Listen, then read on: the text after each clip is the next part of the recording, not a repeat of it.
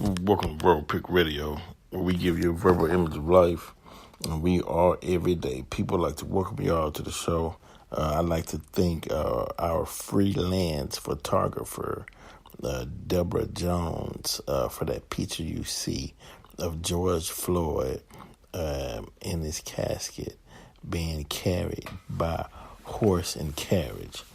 And also, I want to thank Brother Jamal for his book, Scribe It, Say It, Sex It, The Ultimate Guide to Conscious Manifestation, for putting out such a great work. And on our previous shows, if you listen to them, you can find exactly where to get your copy. But I want to start on imagination. It states, the next very important component is imagination. Quite ironic it is that this dimension of the human psyche that is so readily available for usage is difficult for many people to access. You're reminded of the Bible passage that says, whoever shall not receive the kingdom of God as a little child shall not enter therein. The scripture reminds us by referring to a child that the imagination is of great value to us even after we are well into adulthood. This muscle that we develop as a child is not to be discarded once we begin working jobs, buying cars, and raising families. Instead, our adult years should serve as the period where we learn how to couple our intellect and common sense with the unbridled, wondrous imagination of a bright-eyed child. The two forces, the rational and creative hemisphere of your brain, then are seeking the hand of each other in marriage. This merger or degree of Helios Gamos is essential to successfully manifesting. Now, let's get into that and tie this into the untimely death of George Floyd and so many. And we're dealing with Javier Ambler today, right? You have to be rooted in knowledge. That's why you would hear even rappers such as Tupac say, read a book, read. Get that imagination flowing. Read to work that imagination muscle in your mind so you can imagine the type of society that you want to see instead of living out the society that someone else put forth for you to manifest your existence out of. You manifest destiny, your own destiny. And so one thing I like to thank is Brother Quinell Lex for the video, for the interview that he did with us. We had that on the video and also we had the audio. But in his point program that you can find on Quinell Lex on Facebook, one of them, he states that we should remove all cops out of the black area. All white cops should be moved out of the black community.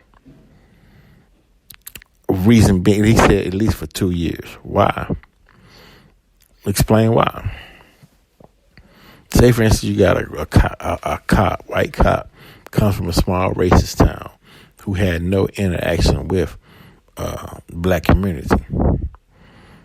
Gets out of high school, bumming around, and he was like, hey, need a job. Hey, well, go to the nearest big city. Go to Houston, Dallas, Austin, Georgia, Atlanta, go D.C., whatever. And then one of these small racist towns, they come be a cop, right?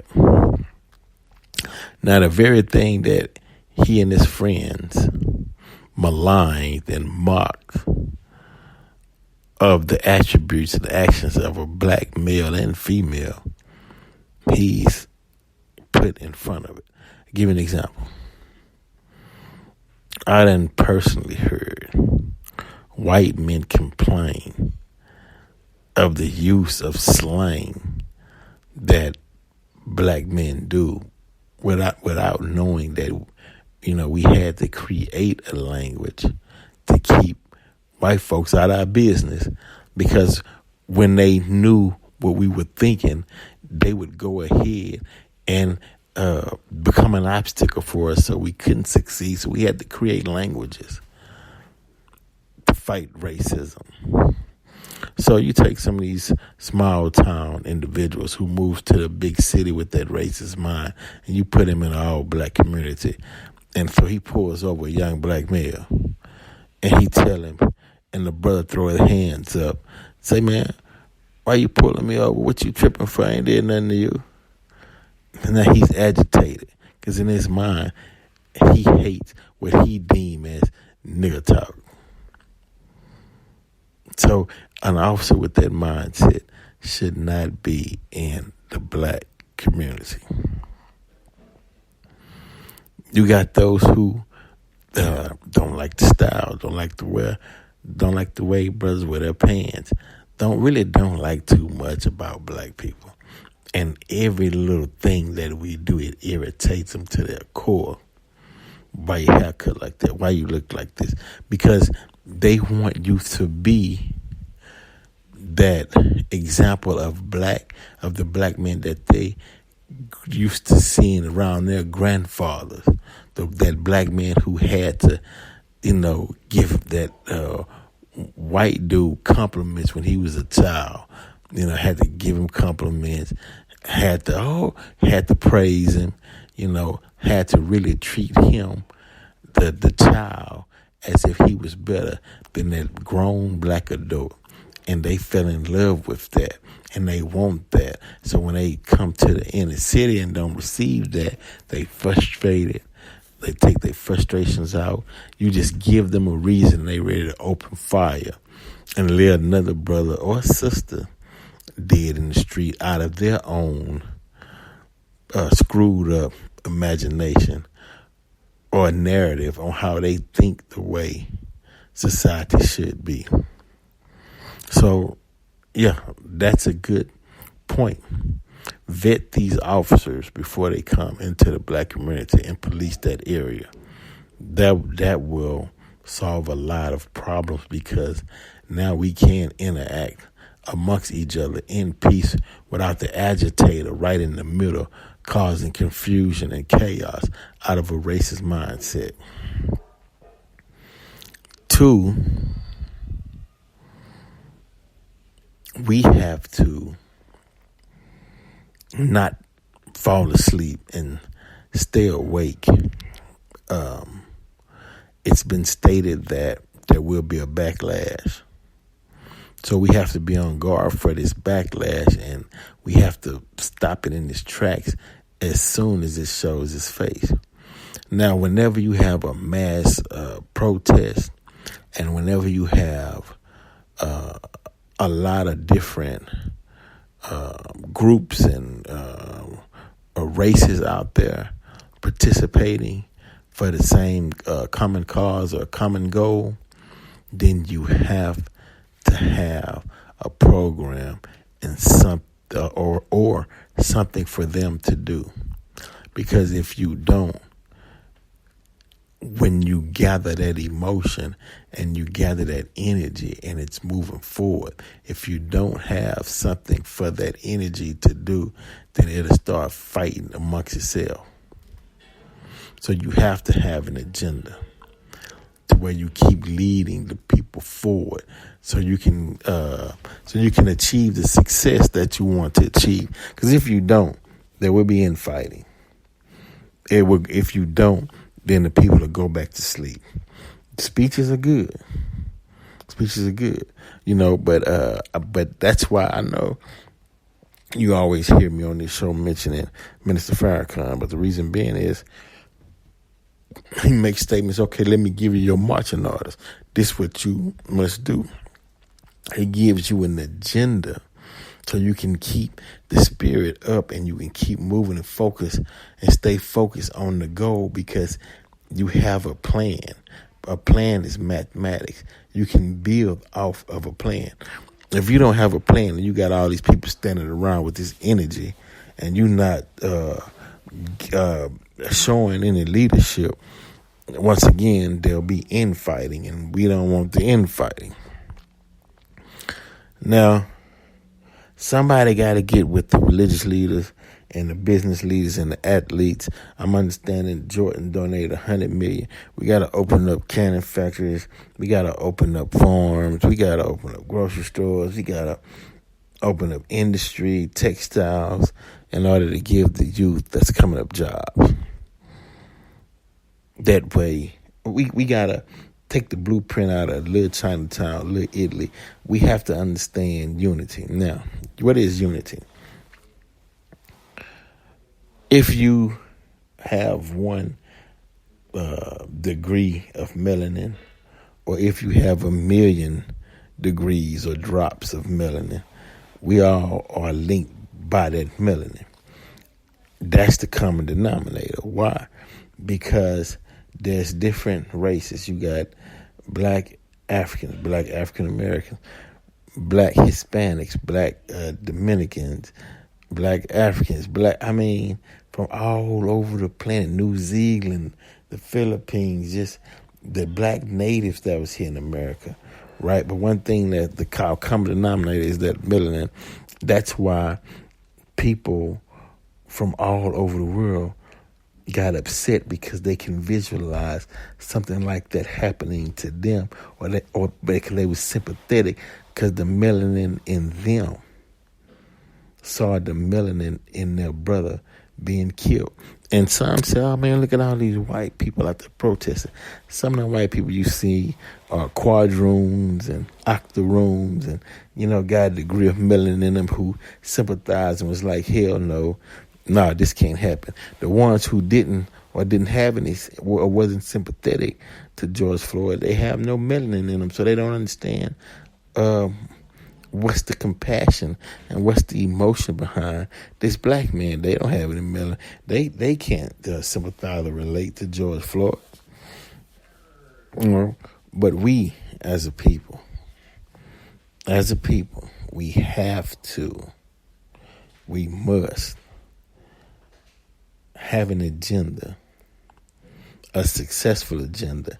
And when you imagine that agenda, imagine the youth. You have to see the youth being happy, playing, having fun with each other. You got to imagine the youth reading books. You have to imagine the youth studying the stars and astrology and cosmology and the planet. And you have to see that when you see the shaping or the future, what you would like to see the Americas look like.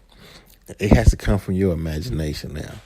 And then you have to put forth a plan to achieve that on solid ground, right?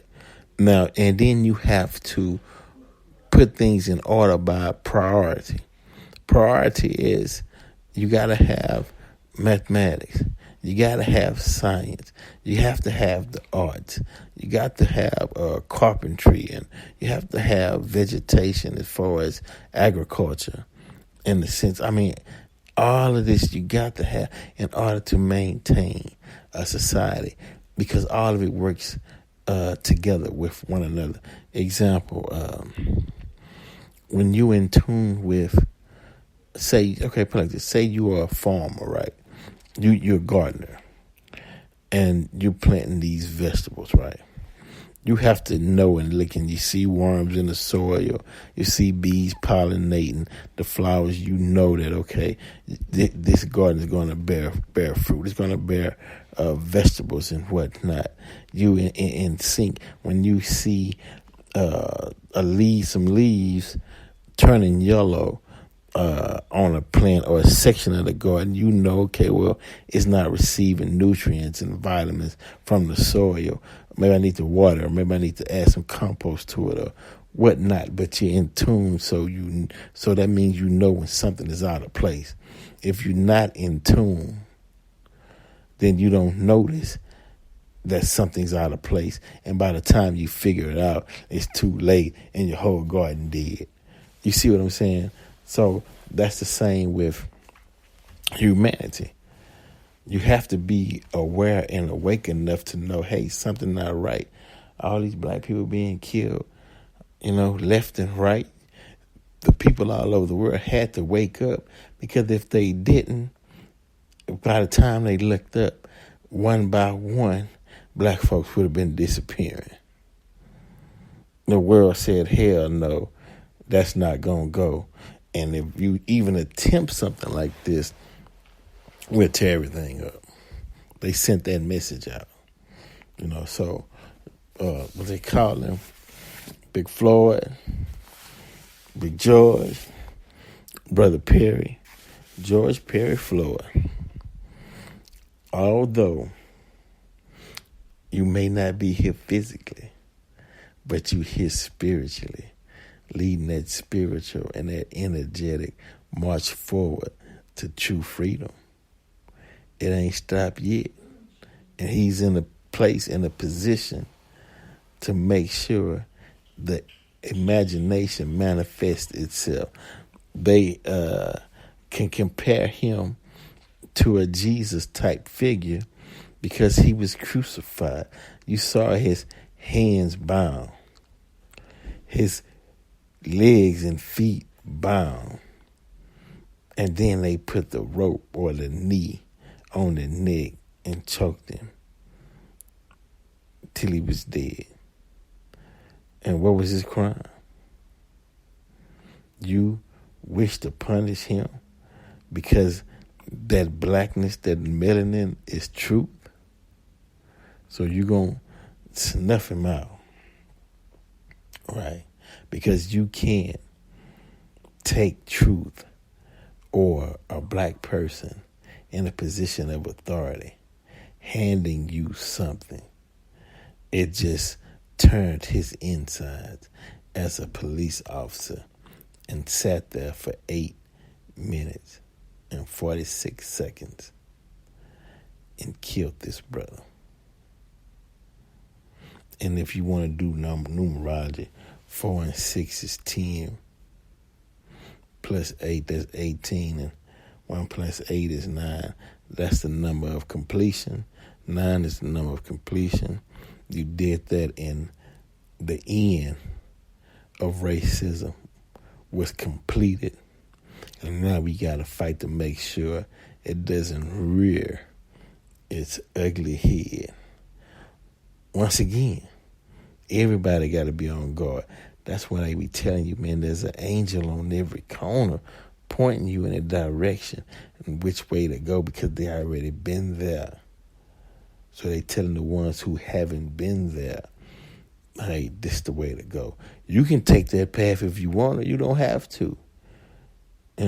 But out of love for you, they'll say, hey, this is the way to go. That's all it is. This is the way to freedom. Come on this way. I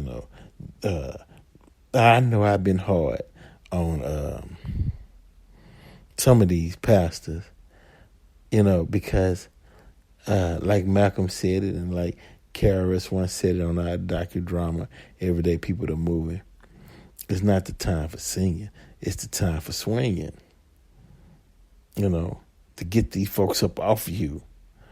And so, in my humble opinion, don't put the people to sleep. That's over with. Don't shuck and jive the people back to sleep. Folks are woke, they mad as hell, and now they want to get active and build, and they want to build out of that spirit. Yeah, they went and woke that lion that was asleep in Judah. And the lion don't want to go to sleep. He ready to eat. He ready to work and eat. He want to put forth a plan of action. Verbal Pick Radio, we're out. And once again, thanks to A-Tone Production. Thanks to Brother Abdul, High Frequency. Thanks to Sister Pebbles, Deborah Jones for that wonderful picture she took of the horse and buggy, the carriage of the casket of George Floyd, a freelance photographer. And look, one thing. When y'all see that Cash App, the $, Verbal Pick Radio, if that's for those who want to donate, but this show is not about money. If you don't want to donate, that's fine. But for those who want to donate, it's there because people are asking me, well, how can we donate to your channel? So let me break that down real quick. See, we all not the same. Some people understand that when you give, you receive, and then they find something that represents their ideology, and so they give to it to keep it going, because they know that the universe and what they'll receive is 10 times fold. Some want to give but don't have the money to give, and your thoughts and blessings is just as important. We all, our understanding in certain matters are all not on the same degree. You see what I mean? Some people understand the importance of thought, and some people understand the importance of physical giving, and some people understand the importance of giving by thought. You see what I mean? So do you and what's comfortable and what's best for you. Verbal Prick Radio, we out.